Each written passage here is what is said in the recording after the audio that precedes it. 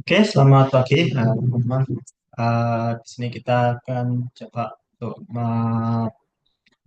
melaksanakan kelas gitu ya secara sinkron, yang mana artinya ya saya merekam video gini dan nanti Anda bisa lihat, eh, dan akan ada exercise ya yang terkait dengan kelas ini, ada latihan seperti yang sudah Anda lakukan di beberapa kelas yang lalu ya.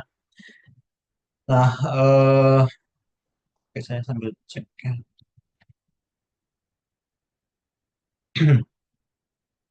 Ya, di sini kita lanjutkan bahasan kita ya mengenai eh, tentu rangkaian listrik AC ya, di mana kita sebelumnya sudah membahas mengenai beberapa hal, termasuk analisa mesh, ya, analisa dan beberapa topik terkait, ya, seperti misalkan teorema Thevenin, ya, teorema Norton, dan juga ada prinsip superposisi dan seterusnya ya.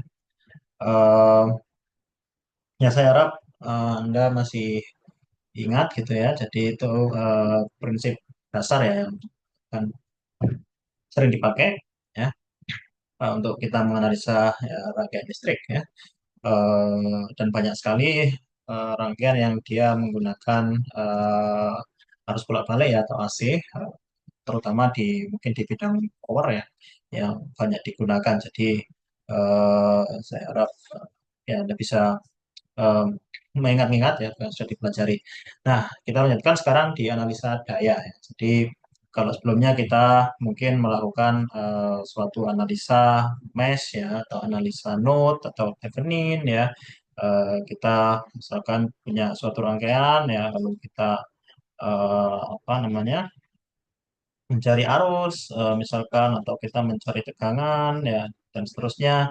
Di sini kita akan sedikit melanjutkan ini menjadi daya ya. Saya nggak tahu apakah beberapa hal ini sudah dipelajari di RL1 atau belum, tapi di sini kita akan coba ulas ya, mengenai daya. Nah, yang jelas ya, daya itu adalah V gitu ya. Dan kalau Anda mungkin masih ingat ya, dia adalah V dikalikan I. Artinya ini adalah tegangan ya, dan di sini adalah arus. Sementara tegangan sendiri adalah arus dikalikan hambatan kalau misalkan DC. Jadi ini adalah I dikalikan R dikalikan I, adalah I kuadrat R, gitu kan? Lalu kalau misalkan kita ubah I itu adalah V dibagi R gitu ya. Jadi V dibagi R kuadrat dikalikan R sama dengan V kuadrat per R ya. Nah, jadi ini beberapa turunan rumus dari P itu untuk DC. Nah, sekarang gimana kalau misalkan kita di AC? AC tentu V ini bukan konstan ya, dan I ini bukan konstan yang sudah kita pelajari bersama. Ya, V ini adalah Vm, sudutnya adalah theta ya, dan I ini adalah Im, sudutnya adalah theta juga. Ya, misalkan ini theta V, ya ini theta I dan seterusnya. Jadi ada komponen eh, sudut ya, dan ini kan dinyatakan dalam bentuk fasor ya. Nah, ada beberapa apa jenis daya ya, mungkin bukan jenis apa ya, beberapa karakteristik atau beberapa eh, apa namanya ya, mungkin jenis atau tipe daya ya, yang ada pada suatu rangkaian.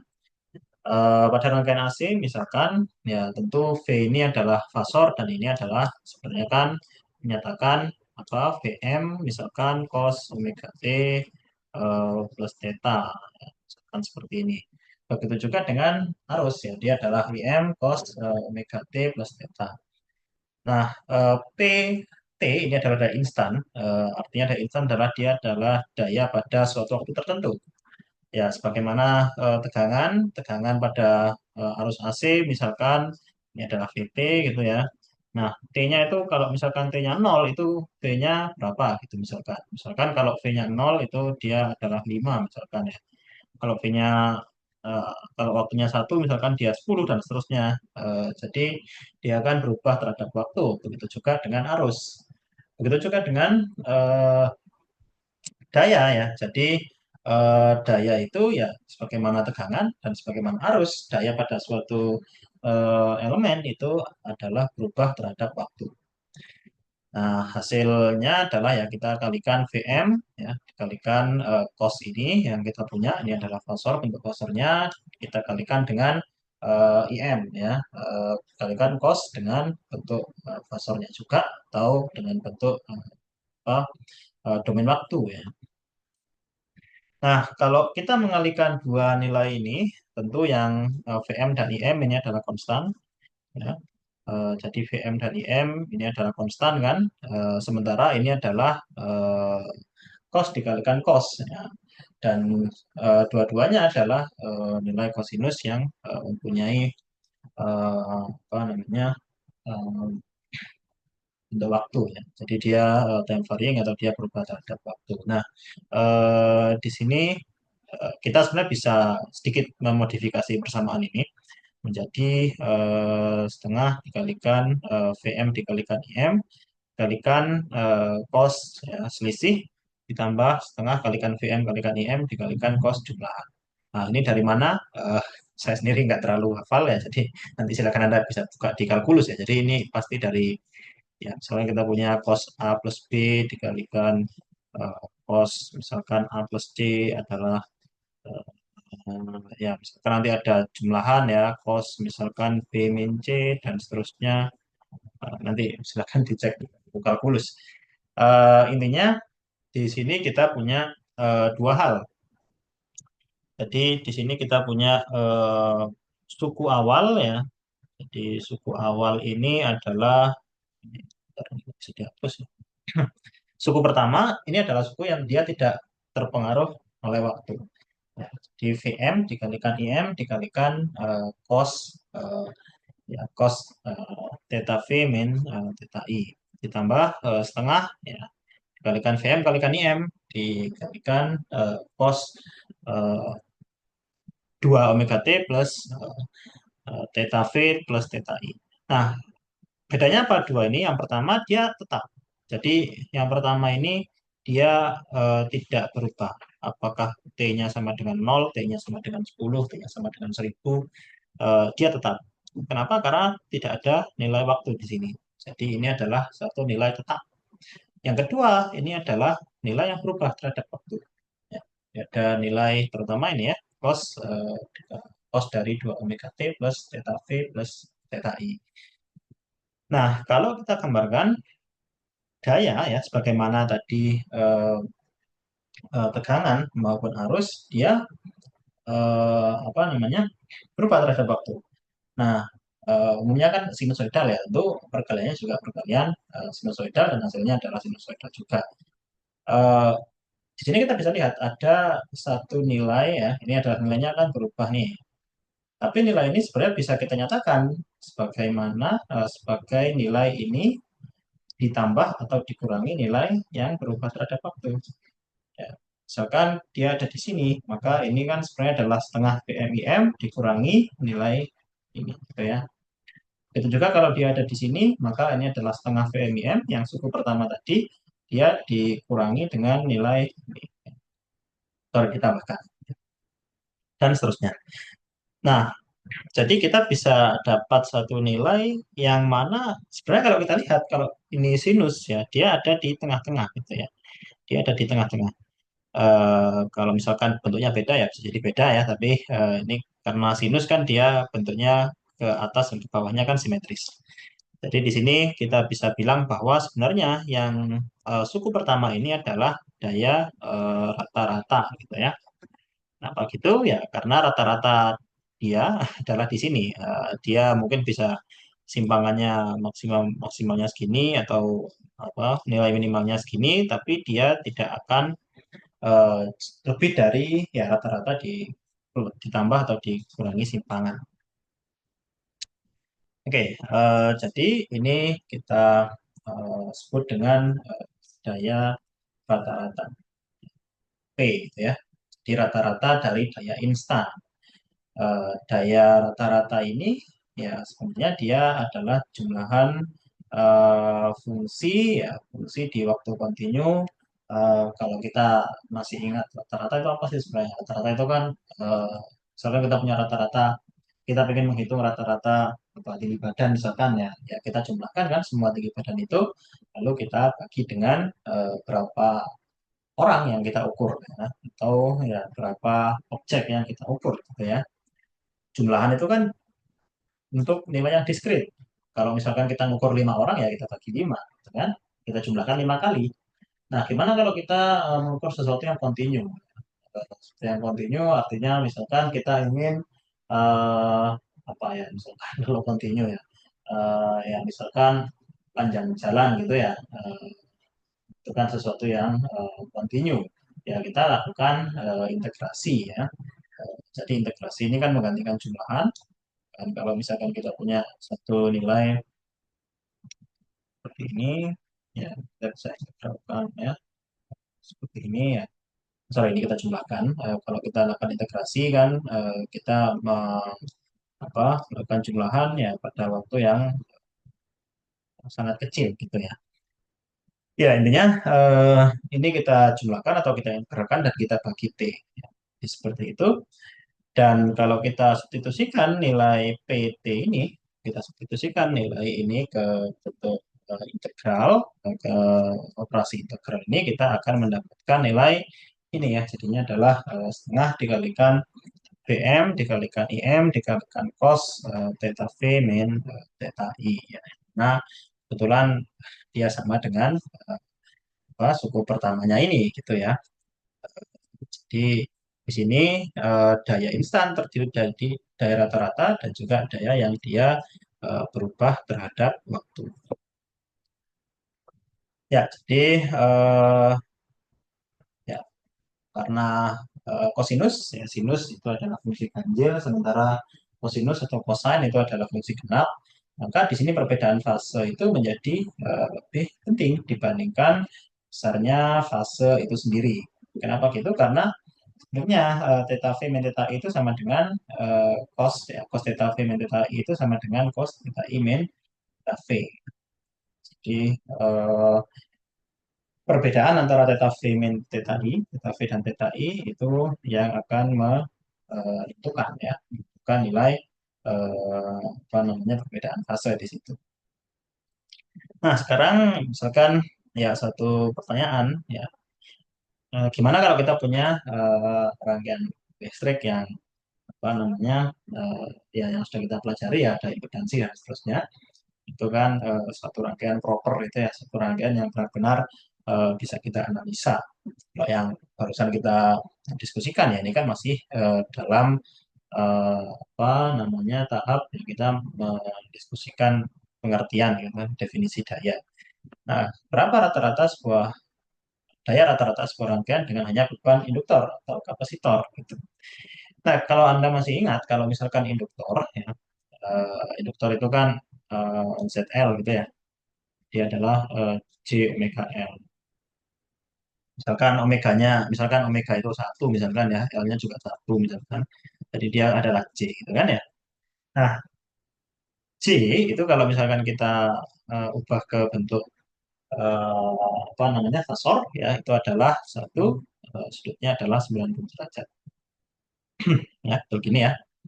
Artinya apa? Artinya kalau misalkan kita punya satu sumber tegangan ya, misalkan sumber tegangannya adalah 2 sudut 90 derajat misalkan kita sambungkan dengan suatu induktor ya, dengan nilai satu sudutnya 90 derajat maka arusnya berapa? Arusnya adalah I sama dengan ini dibagi ini gitu kan. Itu adalah satu sudutnya 0. Nah, sekarang kita punya arus dan kita punya eh, tegangan. Nah, gimana kita mendapatkan nilai daya rata-rata? Ya, kita akan mengalihkan 2, kita kalikan satu, kita kalikan cos ini. Nah, ini kan 90 adalah theta V, sementara 0 ini adalah theta I. Kalau kita kurangkan, selisihnya adalah ya 90. Berapa cos 90? 0, gitu kan? Jadi, semua yang ada di sini adalah 0. Nah, sebenarnya kenapa kok induktor atau kapasitor ya karena dia punya sudut 90. Ini kan sebenarnya selisih sudut di sini itu kan sama dengan sudut yang ada di ini kan, sudut yang ada di impedansi kan. Jadi kalau di induktor ya 90, kalau di kapasitor adalah min 90 gitu ya. Atau Anda bisa balik sebenarnya. Yang mana hasilnya adalah 0.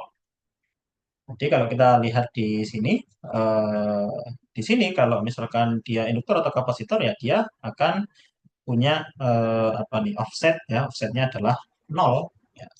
Sehingga di situ kita bisa ya menyimpulkan bahwa ya daya rata-ratanya 0. Dia punya daya instan, tapi kalau kita rata-rata dia terhadap waktu ya kan jadi 0 nilainya. Oke, ini satu contoh. Oke, ya sebentar, saya stop dulu. Oke, kita lanjutkan.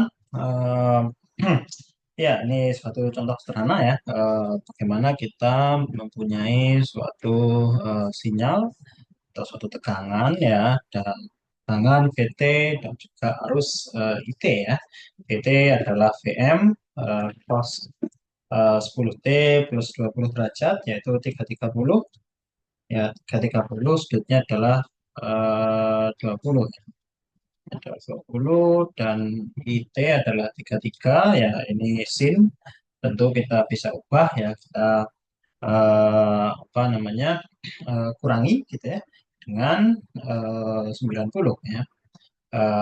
Jadi dia ya akan jadi 33 em, ya cos min 30 gitu ya.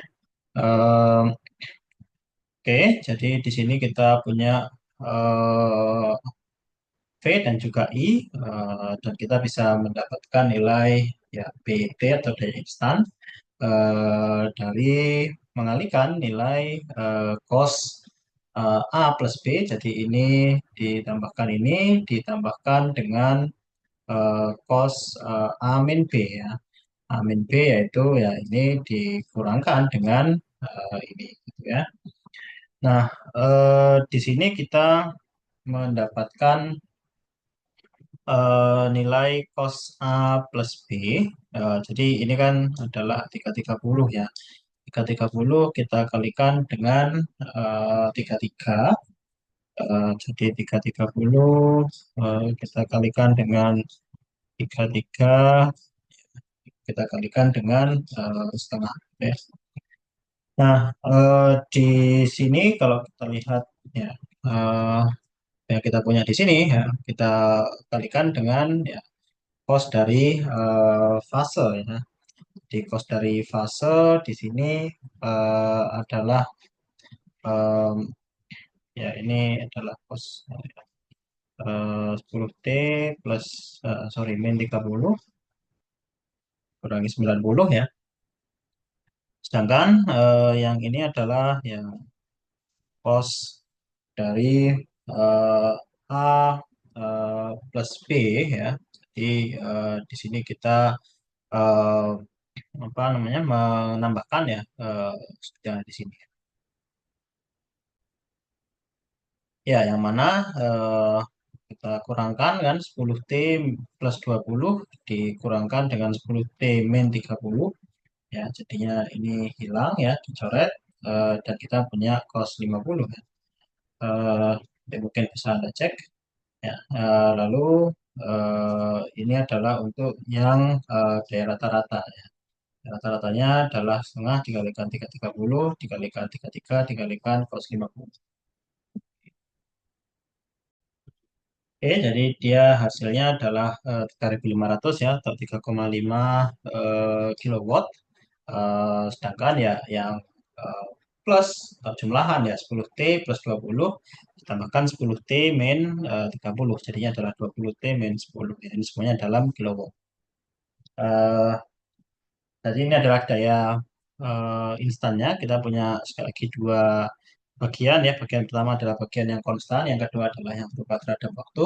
Dan yang dimaksud dengan daya rata-rata ini adalah bagian yang konstan ya, 3,5 kilowatt ya. Oke, itu mungkin satu contoh sederhana. Nah, selanjutnya di sini kita eh, akan bahas mengenai apa yang disebut dengan maximum average power transfer atau daya rata-rata maksimal yang ditransmisikan ya antara suatu sumber dari suatu sumber menuju ke suatu beban. Jadi misalkan sumber ada di sini ya di suatu rangkaian linear ini, berapa sih daya maksimal yang bisa kita eh, salurkan gitu ke suatu bahan atau ke suatu impedansi ZL ini. eh Ya, mungkin Anda sudah mempelajari ini di RL1 untuk DC ya dengan apa namanya mengetahui resistansi Thevenin ya gitu. Sedangkan untuk di sini konsepnya sekali lagi mirip. eh, tapi di sini kita akan menggunakan kompleks penjugat ya atau konjugat kompleks dari impedansi Thevenin. Di salah satu penggunaan dari impedansi Thevenin ini kita bisa mengetahui em, apa namanya berapa sih daya maksimum yang bisa kita transmisikan ke suatu ya hambatan atau tahanan Thevenin ya. Kalau di AC ya seperti impedansi Thevenin gitu ya. Ya secara apa namanya eh, prinsip ya sekali lagi sama kita mencari ZTH.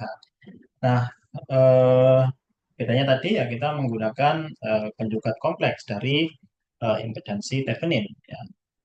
Di sini ya sebenarnya tujuannya adalah kita untuk memaksimalkan nilai kuadrat. Kita menghilangkan unsur apa namanya imajiner dari nilai impedansi ya. Jadi impedansi itu kan ada real dan imajiner kan. Untuk menghilangkan nilai imajiner ya kita harus menambahkan dengan kompleks penjugat. Artinya kalau misalkan impedansi definisinya adalah 1 plus J3 di sini eh, yang kita gunakan untuk apa, impedansi beban adalah 1 min J3 misalkan seperti itu. Tujuannya adalah kita mendapatkan nilai rata-rata eh, apa, power ya yang terbesar ya, atau yang nilai maksimum. Oke, em, ya, di sini beberapa penurunan rumusnya. Jadi, apabila diaplikasikan suatu konjugat kompleks di mana RL, R beban, ya L itu adalah load, ya beban, eh, ya sama dengan nilai Thevenin-nya, R Thevenin serta reaktansi. Ya. Jadi reaktansi adalah bagian dari impedansi yang imajiner tadi. Ya. Jadi ada resistansi dan reaktansi ya. Maka daya pada beban di sini adalah P ini adalah setengah dikalikan I, ini adalah I nilai apa magnitude ya, yang mana kita kuadratkan eh, ya dikalikan dengan RL. Ini untuk apa namanya, nilai eh, rata-rata pada beban ya. Dan kalau kita jabarkan lagi nilai I di sini adalah eh, nilai tegangan kuadrat ya di apa namanya dikalikan dibagi RL gitu kan. Bagi RL kuadrat ya yang mana kalau kita gunakan nilai total di sini jadi total impedansi ini kan adalah RTH plus RL kuadrat ya ini kan ini adalah RTH plus XTH ya DXTH maksudnya. Eh, Sedangkan sini ini adalah nilainya RL plus JXL. Ya. Nah, supaya dayanya maksimum, maka turunan dari P ini terhadap XL terhadap eh, reaktansi di beban adalah nol. Sedangkan turunan dari P terhadap resistansi di beban dia juga harus nol. Prinsip ini ya adalah prinsip yang sudah dipelajari di awal ya. Kalau misalkan kita punya suatu fungsi, nilai maksimum dari suatu fungsi itu adalah ketika gradiennya adalah nol. Atau tergantung dia konveks atau konkav ya. Eh, dipengaruhi oleh nilai maksimum dan juga nilai minimum, eh, yang mana dia dipengaruhi oleh nilai di mana gradiennya itu adalah oke. Em, ya, jadi sekali lagi di sini kita punya suatu rasio ya. Jadi rasio yang ada di sini ini adalah arus dan kita kalikan dengan RL. eh, Sehingga di sini kita dapatkan nilai ya, RL-nya ya, kalau kita turunkan ya, kalau kita turunkan terhadap XL, di sini kita mendapatkan nilai RL sama dengan sekian ya. Kalau kita turunkan terhadap XL dan kita turunkan terhadap RL, ya, kita mendapatkan nilai RL-nya adalah nilai ini yang harus dipenuhi kalau kita ingin daya maksimum atau kita ingin nilai dari P itu mempunyai turunan 0 jika kita turunkan terhadap XL.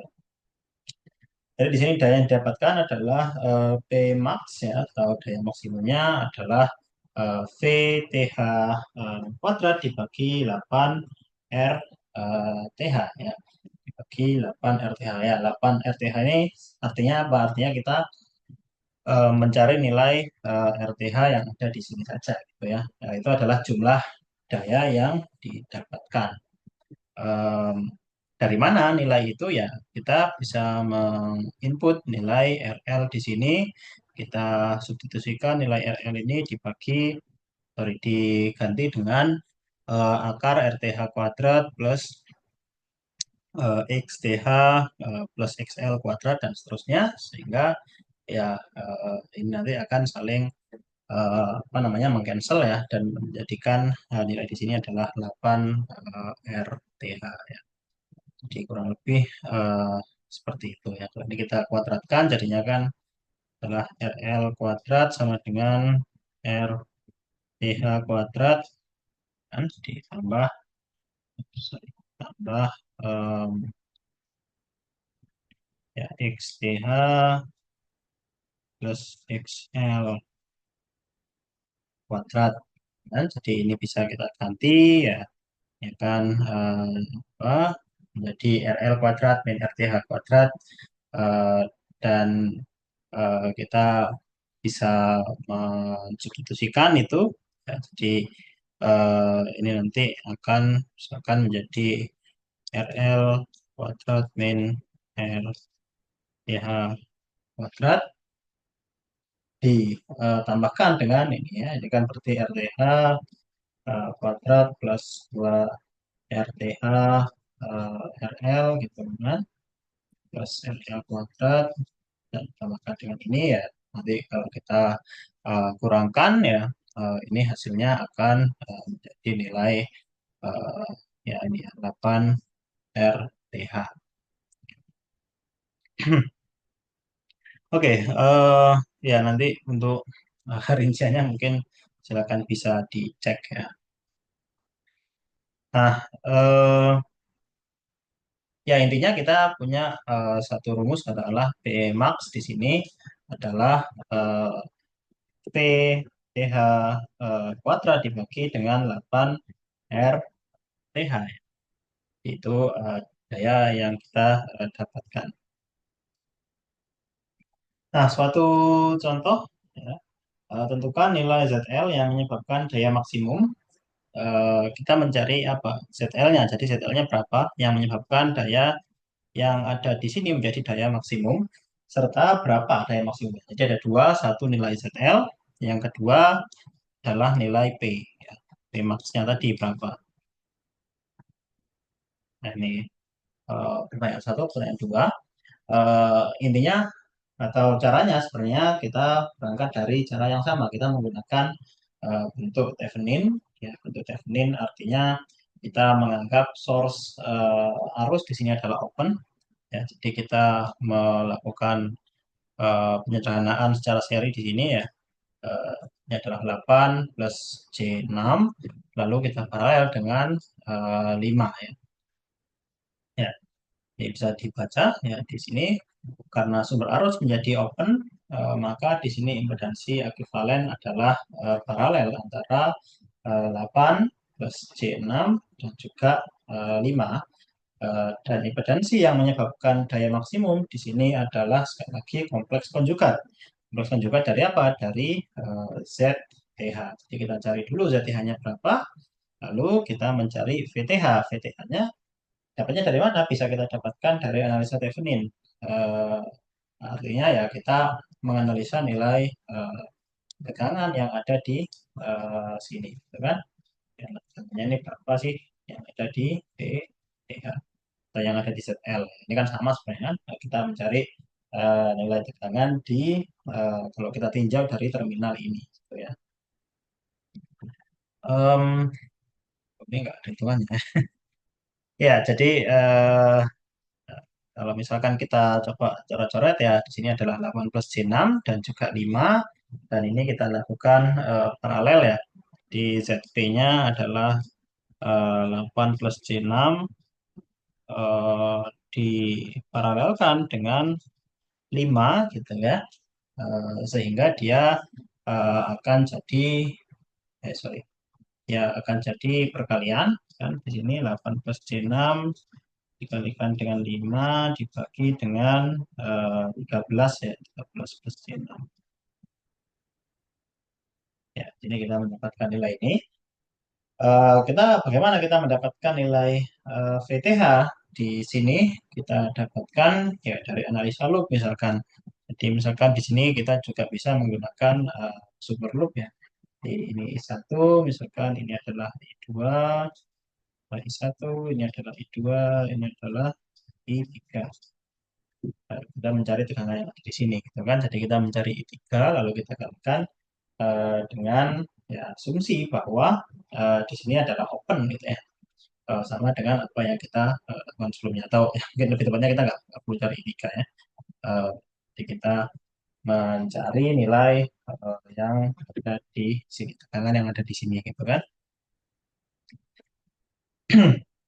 Oke, lalu ketika kita sudah menemukan VTH, ya, kita mendapatkan nilai T max ya, atau daya maksimum. Ya mungkin kalau kita apa tidak langsung di papan, saya mungkin kurang apa namanya kurang nyaman mungkin ya untuk coret-coret di sini nanti eh, agak sulit juga. Jadi mungkin nanti ketika di kelas kita bisa bahas lebih detail ya eh, terkait dengan ya, nilai-nilai ini ya. Tapi secara prinsip ya, jadi kita mencari VTH, lalu di sini kita dapat mencari nilai daya maksimum atau Pmax ya. Kita bisa menggunakan nilai apa namanya super loop ya yang ada di sini, misalkan I1 min I2 gitu ya, dia adalah eh, apa min 12 misalkan, lalu kita eh, ambil misalkan berapa 8 min C4 dikalikan I1 gitu ya.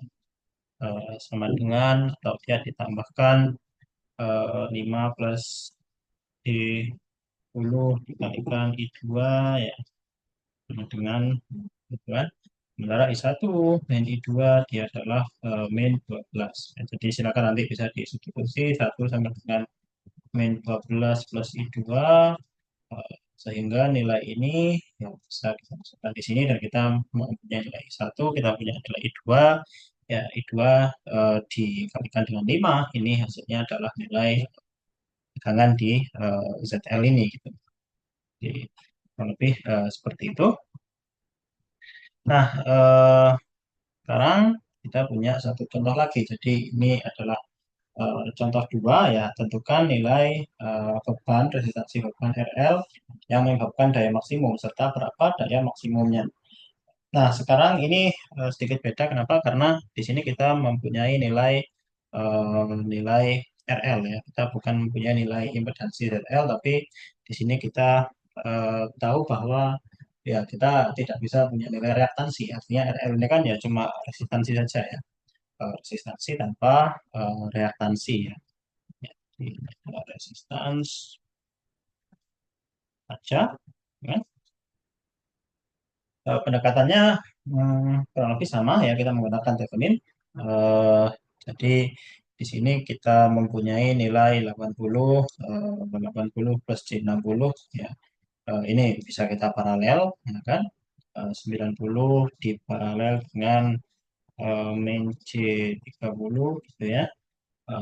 Lalu hasilnya ya di sini kita lakukan eh, apa bisa kita short gitu kan. Di sini kita short lalu kita paralel lagi ya. Tadi 80 plus C60 kita paralel dengan 90 paralel min C30. Jadinya ya tentu kita bisa mendapatkan nilai eh, impedansi Thevenin. Eh, tapi di sini kita tidak bisa menggunakan nilai ini karena apa? Karena di sini kita tahu bahwa kita tidak bisa mempunyai nilai Z. Ya. Jadi kita tidak punya Z secara komplit atau Z kita ya cuma resistansi saja. Tapi di sini ya tadi kita tidak bisa menggunakan reaktansi. Jadinya kita menggunakan eh, I eh, setengah IM kuadrat dikalikan dengan RL. Ya. Em, ya, jadi gimana nanti kita pengerjaannya ya kita mencari nilai RL-nya. RL-nya kita tadi tidak bisa menggunakan ini, tapi kita hanya menggunakan nilai RL di persamaan ini. Gitu ya. Oke, itu tapi tetap maksimal karena kan kita terbatas juga RL-nya itu eh, yang bisa kita atur kan hanya RL. Kita punya constraint bahwa nilai impedansinya atau nilai ZL-nya itu hanya RL, tidak punya nilai XL. Di sini kita tidak punya nilai XL, jadi RL saja. Ya. Jadi kurang lebih seperti itu ya secara singkat. Oke, nanti mungkin akan kita bahas lagi. Nah, selanjutnya ya ini adalah apa yang kita sebut dengan nilai efektif, ya, efektif atau RMS. Eh, ini satu variasi lain dari daya. Kalau tadi kita punya apa yang kita sebut dengan daya instan, kita punya apa yang kita sebut dengan daya rata-rata. Nah, di sini kita punya apa yang kita sebut dengan daya RMS. RMS itu adalah singkatan dari root mean square dan ini disebut dengan nilai efektif. Artinya apa? Nilai efektif ini adalah nilai DC yang mempunyai daya rata-rata yang sama dengan arus periodik ya atau arus bolak-balik. Jadi kalau kita punya nilai seperti ini, ya rata-ratanya mungkin di sini. Tapi apa namanya? Apakah ini nilai RMS-nya gitu? Artinya apakah eh, apa namanya secara rata-rata ya dia mempunyai ini kan nilai AC ya artinya kan bisa kita lihat di sini kan AC gitu kan kalau kita menggunakan DC ya nanti jadinya akan berbeda ya. Nah, nilai efektif dari suatu sinyal periodik ini adalah nilai root mean square RMS. Kalau kita lihat dalam persamaan ya di sini X RMS atau X EFF ya X efektif dia adalah akar, akar itu adalah root. Lalu kita eh, bagi ya, bagi itu adalah min. Ini kita mundur. Lalu yang pertama adalah kita kuadratkan, yaitu kita menggunakan square. Ya. Jadi ada apa yang disebut dengan root, ada yang disebut dengan min, dan yang disebut dengan square. Intinya adalah kita mengkuadratkan dulu. Kuadratkan kan kita balik ya. Misalkan Anda ingat kayak rectifier ya, punya arah itu adalah dari sini kita em, punya sinyal atau arus bolak-balik ada positif dan negatif. Di sini kita punya arus yang hanya positif saja misalkan. Lalu di sini nilainya kita bagi dan kita akar sehingga dia kurang lebih akan mempunyai nilai efektif seperti ini. Nah, nilai efektif atau RMS pada suatu sinyal sinusoidal, kenapa kok kita menggunakan sinyal sinusoidal di sini ya? Nah, yang kita temui banyak itu adalah sinyal sinusoidal ya. Jadi misalkan kita tahu ada suatu arus sinusoidal IT adalah IM dikalikan cos omega T, maka kita punya nilai arus RMS, IRMS ya. IRMS itu apa? IRMS adalah yang kita mengganti aja variabel V tadi misalkan kita ganti dengan I. Kalau kita punya nilai cos, di sini kita punya nilai maksimum arus ya IM, maksimum arus dikalikan dengan nilai cos omega T dari sinyal awalnya, lalu kita kuadratkan.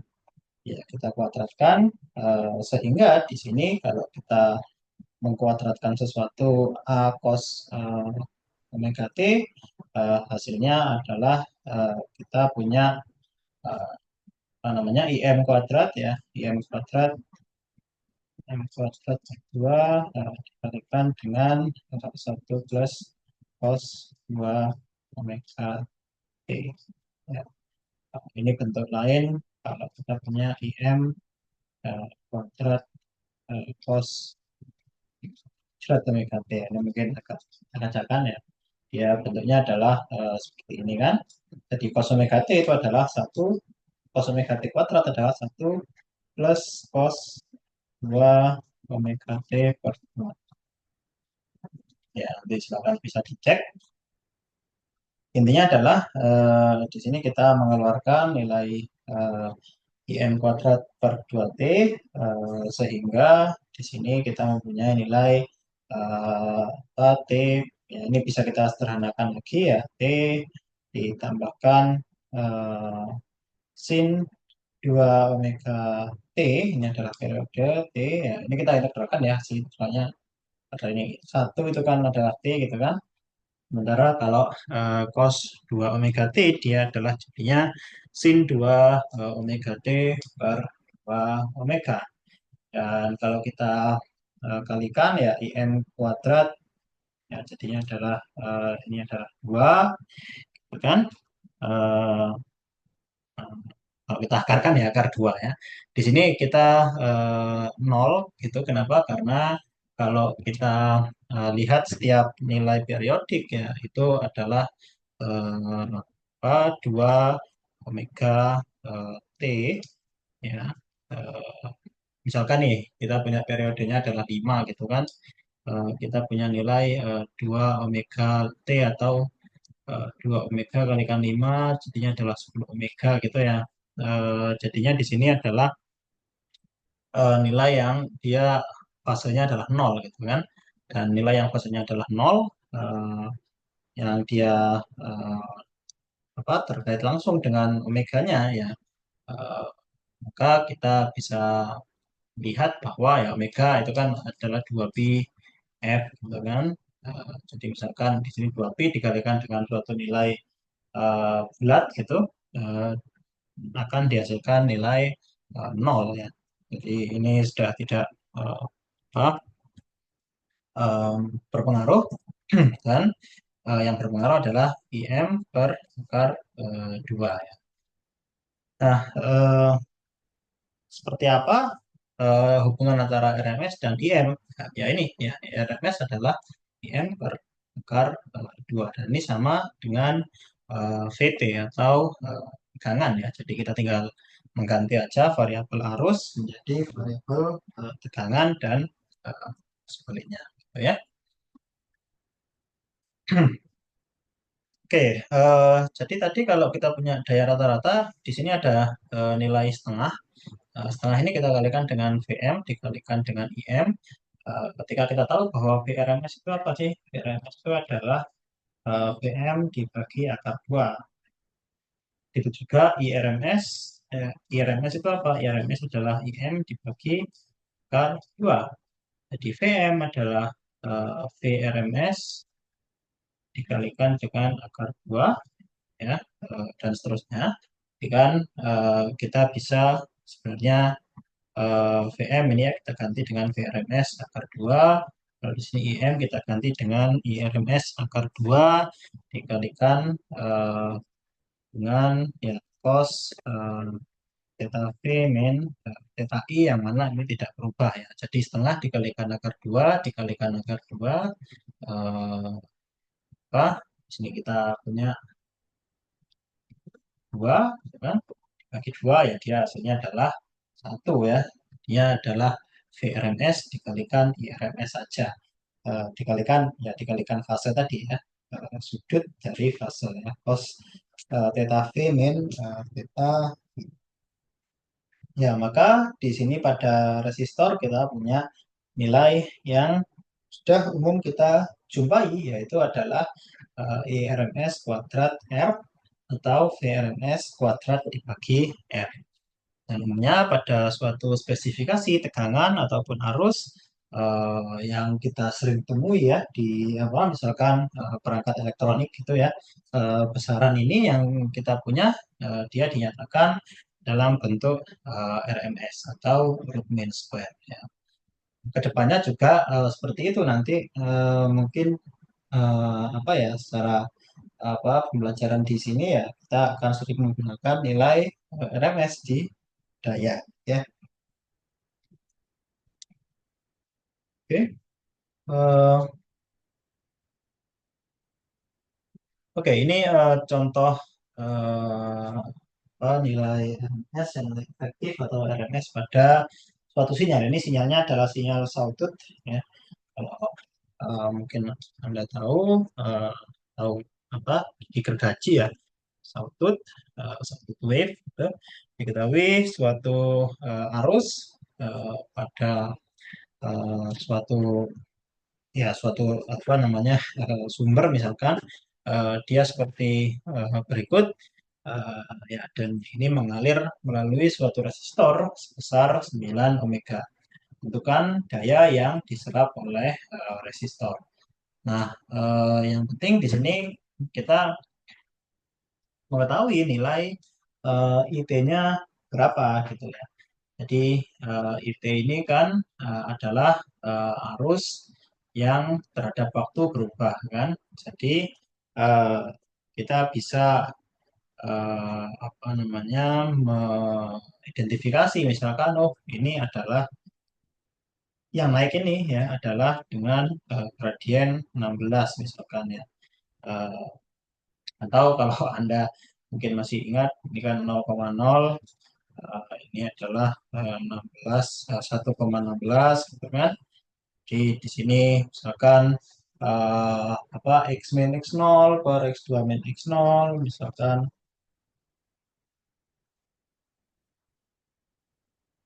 x x x1 min x0 misalkan ya di sini dia sama dengan nilai apa y min y0 ya bagi dengan nilai y1 min y0 di ini adalah nol ini adalah nol ya eh, dan di sini kita punya eh, x per misalkan x-nya 1 gitu kan selisihnya karena dari 1 ke 0 sama dengan y per eh, ya 16 gitu ya di y adalah 16x dan seterusnya. Jadi kalau x-nya 1 maka y-nya 16. Nah yang turun ini ya kita melakukan apa pendekatan atau kita melakukan analisa yang sama. Jadi misalkan di sini ada 16,1 ya di sini adalah 2,0. Jadi di sini ya kita ganti dengan x-nya bukan lagi 0 tapi di sini adalah 2 misalkan ya. Adalah 2 misalkan di sini adalah 1 ya eh, ini adalah 2 ini adalah 1 ini y-nya tetap eh, jadi kita punya nilai ya x min 2 per min 1 sama dengan y per 16. Jadi y sama dengan 16 dibagi min 1 ya min 16 X min 2 ya. Jadi kalau misalkan X-nya adalah satu, di sini dia adalah min satu kalikan min 16 jadinya 16. Kalau misalkan Y-nya adalah eh, 2 ya, X-nya adalah 2, Y-nya akan jadi 0 ya. Y-nya adalah I, X-nya adalah T gitu ya. Jadi I sama dengan 16T, atau I sama dengan min 16 T min 2, tergantung berapa nilai T kita gitu ya. Lalu di sini kita lakukan integral pada I kuadrat T. Ya, kita melakukan integral untuk nilai kuadratnya ya. Jadi kita kuadratkan tiap-tiap nilai ini, lalu kita integralkan sesuai dengan batas integrasi masing-masing ya. Jadi kalau misalkan yang ini dia adalah antara T-nya adalah 0 sampai 1, sementara yang di sini T-nya adalah dari 1 sampai 2 misalkan, dan seterusnya.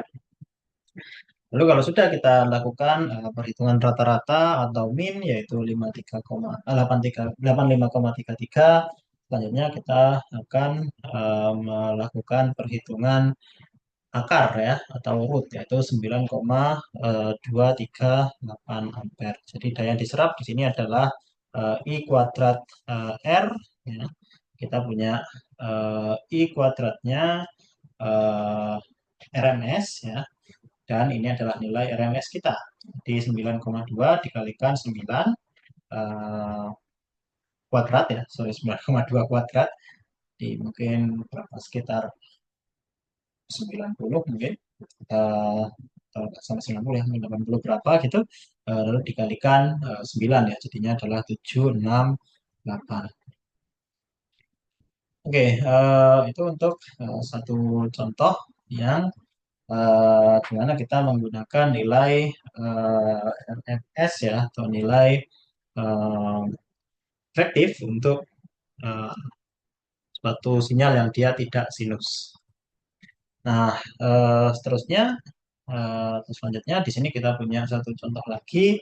Misalkan sekarang kita mengetahui suatu tegangan sinusoidal pada resistor sebesar 6 ohm ya. Nah, tentukan daya yang diserap oleh resistor. Oke, jadi yang pertama kita menentukan nilai V, VT dan juga nilai T. Nah, di sini kita eh, lihat ya, ini adalah sinyal yang dia sebenarnya sudah tidak pure sinusoidal ya, artinya dia cuma di atasnya saja gitu ya. Di sini periodenya kita set adalah pi gitu. Dan di sini kita lihat amplitudenya adalah 100 ya. Jadi ya, dia pasti 100 misalkan cos eh, apa misalkan T min apa gitu kan. Eh, Kalau kita lihat ketika dia pi maka dia 0, maka 100 ya kita bisa bilang dia adalah cos, ini adalah misalkan ya ini puncaknya adalah di setengah pi ya. Nah, pi itu kan dia 90 derajat ya, setengah pi ya. Pi itu kan 180. Jadi setengah pi itu adalah 180 bagi 2, 90. Jadinya dia adalah 100 cos dari eh, kalau 90 derajat dia akan 1 hasilnya. K ya T min 90 ya, lebih seperti itu. Ketika T-nya 0, dia adalah cos min 90, yang mana adalah 0. Ketika T-nya 90 atau pi per 2, dia adalah hasilnya adalah 1, maka VT-nya jadi 100. Ketika pi atau 180, ya cos 90 itu jadi 0. Dan ini kan kalau kita ubah ke sin, dia hasilnya adalah jadinya adalah sin T gitu ya. Ini sama dengan yang ada di sini.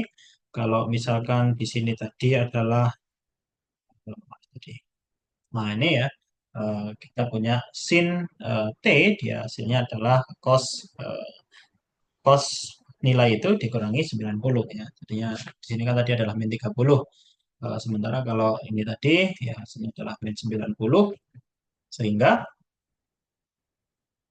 apa? Sehingga di sini kita mendapatkan suatu persamaan ya kita mendapatkan persamaan 100 dikalikan sin T untuk nilai T-nya adalah mulai dari 0 hingga pi. Ya.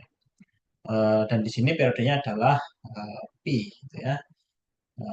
Dan kita melakukan integral pada nilai 100 sin T ini kita integralkan dia mulai dari ya kita integralkan, kita kuadratkan kan 100 kuadrat misalkan dikalikan sin kuadrat T. Ya, ini bisa kita substitusi misalkan tadi ya 1 plus 2 cos per 2 dan seterusnya.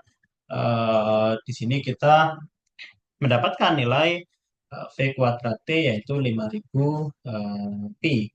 Dan dari situ kita menghitung minnya, minnya adalah 5000 eh, dan kalau kita akarkan ya di ini kan kita kuadratkan lalu kita min lalu kita akar ya. Eh,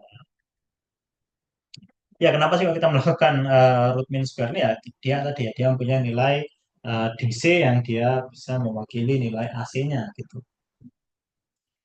Oke, lalu daya yang diserap itu adalah V RMS kuadrat per R itu adalah 5000 per 6 ya atau 833,3 watt. Ya, ini sudah dalam bentuk RMS ya. Eh, ya, jadi mungkin kurang lebih seperti itu ya untuk apa, materi singkat pada perkuliahan asinkron kali ini. Jadi ya selanjutnya Anda sudah saya harap sudah mencicil tugas ya tugas satu. Nanti mungkin minggu depan akan ada tugas lagi gitu ya atau mungkin 2 minggu lagi ini kan masih liburan. Sehingga nanti ya, kita mungkin ya di akhir April mungkin ya akan ada UTS ya. Mungkin coba saya draft sebentar. Oke, ini agenda kita selanjutnya ya. Jadi untuk kelas ini silakan dicek di My Test Classroom. Seperti biasa batasnya adalah sampai eh,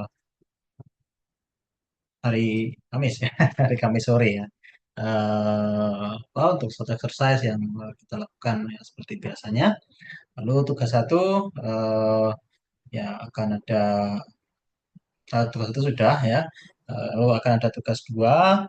Eh, ini nanti mungkin pas perkuliahan waktu kita masuk ya setelah Lebaran akan saya umumkan untuk tugas duanya. Lalu nanti untuk UTS ini masih kemungkinan kita nanti lihat gimana di kelas paralel ya. Tapi kalau misalkan nggak ada kabar lagi ya kita mungkin akan mengadakan UTS itu di tanggal 24 ya. Jadi ya tolong disiapkan nanti materinya ya apa yang sudah Anda pelajari. Nah, mungkin kita ada sedikit waktu juga untuk melihat MyTS Classroom untuk exercise ya yang sebelumnya. Oke, sebentar sebelum saya cek.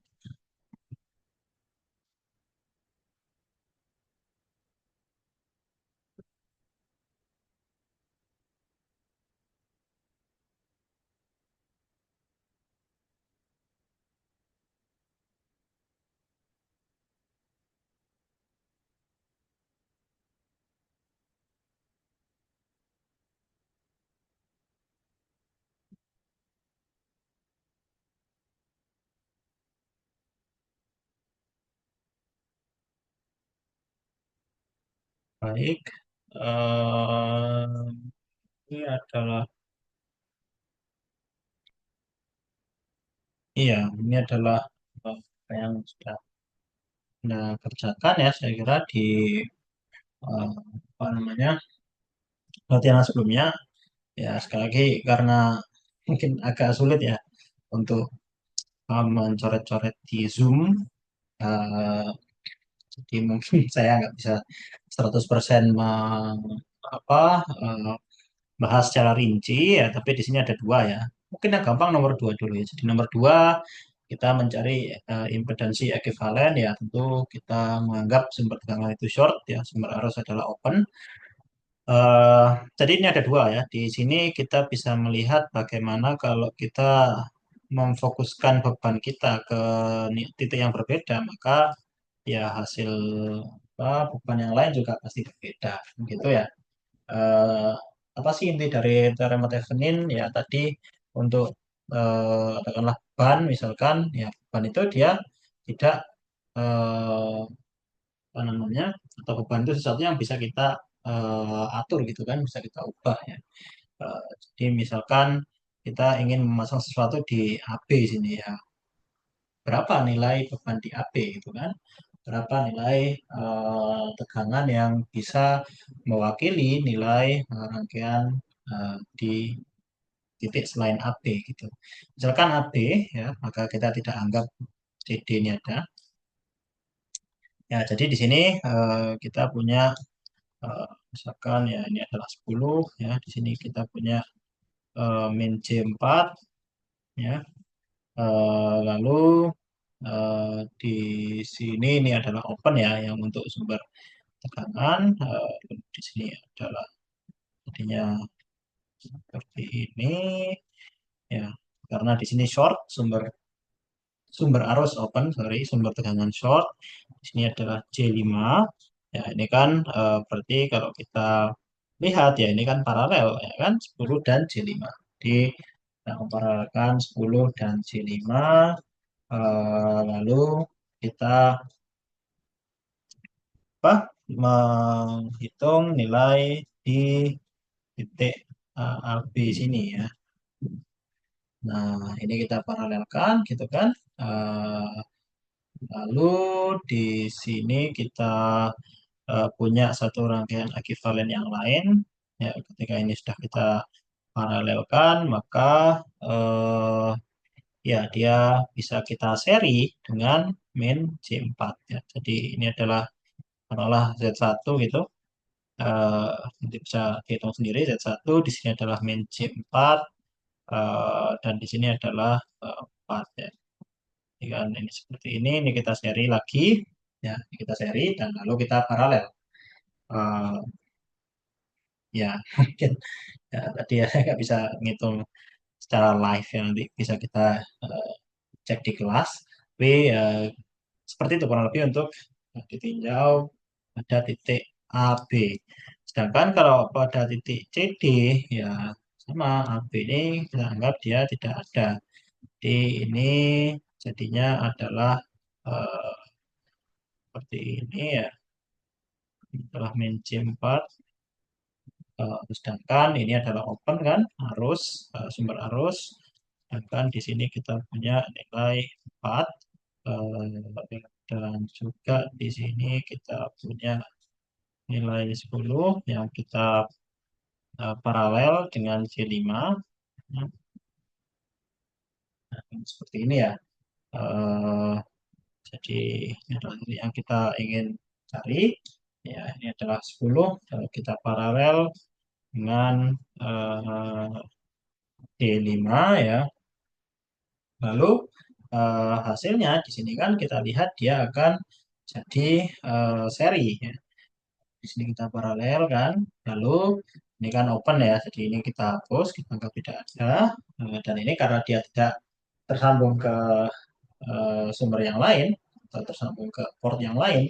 Ya, jadi di sini adalah 10 min C5 atau bukan 10 min C5, 10 paralel C5 dan kita seri dengan 4. Hasilnya nanti kita paralel karena kan mereka sama-sama berangkat dari titik CD ini. Ya, kurang lebih seperti itu. Lalu ya ini analisa loop yang sudah sering kita bahas ya. Saya kira nggak perlu dibahas lah ini udah jelas ya. Jadi misalkan ada I1, I2, I3, ketiganya dia searah dengan jarum jam, dan ini adalah 2, sudutnya adalah 0, ya kan, ini adalah 1, sementara kalau ada eh, induktansi 1, ya induktor dengan induktansi 1, kita punya nilai eh, omeganya adalah 10, jadi kita punya J10, dan di sini kita punya J 0,1, min J, eh, ya min 0,1 J gitu ya. Karena kan min J per omega C, jadi min J per 10 ya. Ya, kurang lebih seperti itu ya. Untuk nilai pada eh, rangkaian ini ya tentu akan ada tiga persamaan. Jadi misalkan di loop satu ya, eh, min 2 split 0 ini adalah eh, atau ini tambahkan misalkan I1, eh, ditambahkan misalkan I1 min I2, ya sebenarnya ke arah sini turun, I2-nya adalah naik dikalikan dengan min 0,1 J sama dengan 0 dan seterusnya ya. Jawabannya saya ada jawabannya sebenarnya. Oke, sebentar. Em,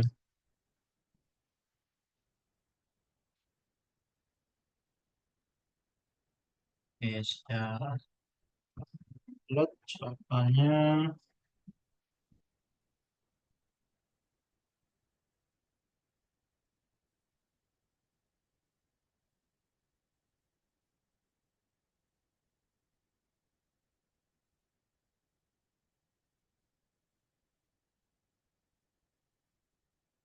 ya, ini adalah jawabannya ya. Jadi ya silahkan dicek. Em, untuk hasilnya saya kira beberapa sudah ada yang benar gitu, beberapa masih belum ya. Nanti silakan sambil dipelajari ya. Eh, Sebentar mungkin ya short saja. Oke. Ya, ini beberapa yang mungkin hasilnya eh, ya sebagian besar masih benar lah ini ya. Ya, yang lain nanti silakan dipelajari ya. Oke, mungkin saya kira cukup itu ya dari saya untuk eh, kelas asinkron kali ini. Mungkin ya nggak optimal ya, karena ya batasan kita menggunakan eh, layar gitu, dan mungkin juga kita belum sempat bisa sinkron ya, karena ya nanti takutnya masih di kampung apa gimana. Jadi ya sementara saya kira em, ya kita coba untuk sinkron ya, kita kembali ke pembelajaran seperti biasa setelah Lebaran ya, hari Kamis ya, tanggal berapa, 10 ya, eh, ya jam 7 ya, jadi pagi kita lanjutkan. Oke, mungkin sekian dari saya ya. Jangan lupa untuk mengerjakan short exercise ya, dan tetap dipelajari ya. Jangan lupa untuk tugas, jadi jangan sampai telat dan sebagainya. Oke, sekian dari saya. Terima kasih. Selamat berlibur, selamat Idul Fitri juga. Kita lanjutkan setelah Idul Fitri. Terima kasih. Assalamualaikum warahmatullahi wabarakatuh. Saya akan